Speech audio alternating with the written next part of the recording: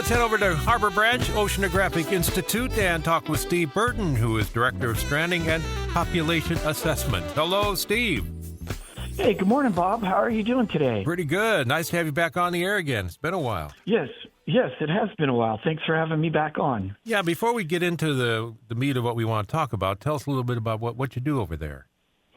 Yeah, for those that haven't heard us on your radio show in a little bit, we respond to dolphins and whales in Indian River, St. Lucie, and Martin counties. So we're the rescue group as well as the photo ID group of the dolphins in the Indian River Lagoon, and then also the dolphins and whales in between Sebastian Inlet and Jupiter Inlet.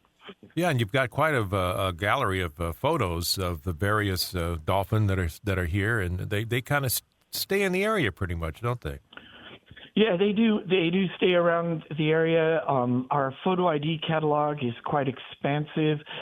Our team has got 450 Indian River Lagoon dolphins individual fin images. So my team is really good when we're doing our monthly photo ID surveys up and down the river of identifying each individual animal by their dorsal fin. So we have over 450 of them in our catalog. Yeah, that's kind of their fingerprint, isn't it? Their dorsal fin. Yeah, we can tell them apart. You know, the younger one, the kids, they have pretty much clean fins, so those are a little bit harder to distinguish. But then they grow up, and then we are able to figure those guys out too. Well, one of the things that you said when we were talking off the air is you had unfortunately had three dolphin deaths that you investigated. Yeah, we've been busy in 2025. Unfortunately, you know, the dolphins do die. So we had a couple of animals in our catalog that expired both in January and one recently here in February. We were able to identify all three animals from our catalog, and all three came back to Harbor Branch into our necropsy lab, which is run by Dr. Annie Page. And tissue samples have been sent out for pathology to find out cause of death on two of them. But unfortunately, one of them was a calf, and it was extremely entangled in fishing line, either discarded fishing line, wrapped around its body really bad. Unfortunately, it cut off its left pectoral flipper and partially severed the right flipper, and it was still alive, swimming with its mom, struggling, and then it expired. So again, we ask the public, please discard your fishing line when you're fishing. Take it out of the environment. And if you do see dolphins and you're fishing out there, please pull in your line. Let them swim by. They're going to scare all the fish anyways. And once they've cleared your boat, enjoy fishing again. Throw your line back out there. But if you have any bad, tangled fishing line, please discard it in the right places so it doesn't get out there accidentally in the environment. Where did you find the calf? The calf was reported over by Grand Harbor, just north of Barber's Bridge, for about a week. And we actually were approved by National Marine Fisheries, because marine mammals are protected by law, to do some remote disentanglement, meaning we were on our boat. I had a long pole with a very sharp knife, and I was able to cut some of the line off it, which was dragging behind the animal, to relieve some of the pressure. And then with the weather that we've had, we were trying to schedule a catch to try to help it out. But unfortunately, it was already too far gone to help it out. But it was hanging out of just north of Barber's Bridge area. Yeah, hard telling where it picked up the fishing line. Could have been anywhere, really. Yeah, we'll never know. And it was probably just discarded line. Unfortunately, it could have got blown in the river. Who knows? Again, people are not trying to fish for dolphin or entangle dolphins with their fishing line at all. It's accidental. So, just try to do our best to look out for our friends in the river, but while still enjoying our sport of fishing at the same time. Yeah, and we've had, you said we've had some pretty interesting sightings offshore recently. Yeah, so we also go offshore, and it is whale season, and people have hard time going, Florida has whales. We do have our smaller whales offshore, pilot whales, and then large ones, sperm whales that are out there year round, but they're really far offshore.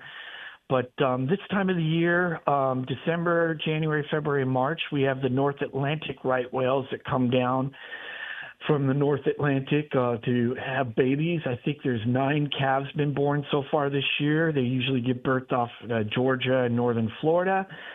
But we had 2 North Atlantic right whales in the middle of January. If you were fortunate to be off of JC Park or off Mulligan's down there or Ocean Grill area, we had 2 North Atlantic right whales just right off past the surf break off the sunken ship. Their names in their catalog for the North Atlantic New England Aquarium were named Curlew and Koala. I didn't name them, but that's their names. They swam south, and just about 2 weeks ago, they were in the Gulf, sighted off Alabama. So they went all the way around the Keys and are in the Gulf over there, and hopefully they turn around soon and come back around. So we may get a late sighting of right whales off our coast as they work their way back around. That is odd, but it has happened before, multiple times. So it's rare that the right whales will go all the way around the Keys into the Gulf. Usually they just go down south down to Miami and then turn around as they head back up to their feeding grounds. And then we also had a few humpback whales right offshore as well, off Tracking Station Beach. Lifeguards gave me a call and said, "Hey, Steve, we've got some humpback whales out here." And the dolphins, offshore dolphins, were swimming with them as well. And we actually went out on our rib boat under permit through National Marine Fisheries and did some photo ID work on that humpback whale. And then it spent some time off Melbourne, and I think it's moved on back up north. So again, we do get whales. So when you're at the beach and you see a big spout of air coming out, you may have seen a whale. Oh, what an interesting job you have. My gosh. Yeah, it's been busy 2025. Yeah, I guess so. And you have a kind of a speakers bureau set up too, right? Where you go out to different groups and talk about what you do and what you see. Yeah, we sure do. So if you'd like us to come to your community and give a talk, I've already done several of those this year already. If you go onto the FAU Harbor Branch website in the education department, or just Google FAU Harbor Branch Speakers Bureau, you can click in and ask for myself or any of my staff to talk about dolphins or whales to your community. But you can also choose another scientist from Harbor Branch. It doesn't have to be dolphins or whales. There's a lot of great work done at Harbor Branch with corals, seagrass, sharks and rays, genetics, tons of work going on there. So if you'd like to have somebody speak to your group, even if it's not good for this season, if you want to schedule something for next season, they do it a year in advance. So you can definitely make an appointment for the Speakers Bureau. All right. Steve, thanks so much for being on the show. Look forward to talking again soon. Thank you so much, Bob. I really appreciate it. Have a great day. You too. Steve Burton, again, he's Director of Stranding and Population Assessment for Harbor Branch Oceanographic Institute.